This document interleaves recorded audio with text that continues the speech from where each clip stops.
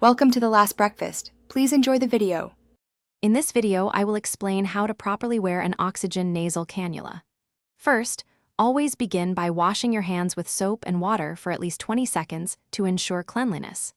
Next, carefully uncoil the oxygen tubing, making sure there are no twists or kinks that could obstruct the flow.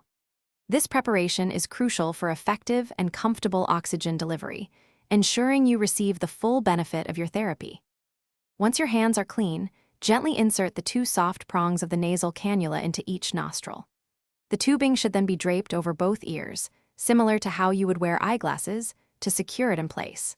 Finally, slide the adjustable ring or slider up towards your chin until the cannula feels snug but not uncomfortably tight.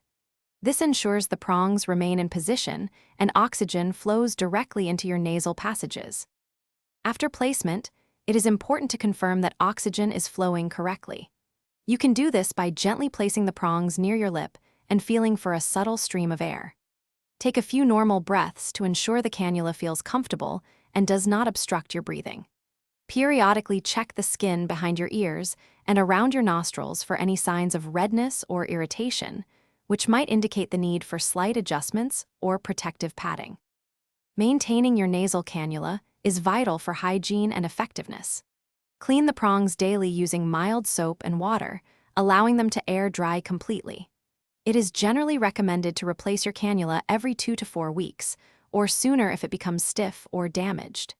If you experience persistent discomfort, skin irritation, or believe your oxygen flow is inadequate, always contact your healthcare provider for guidance and support.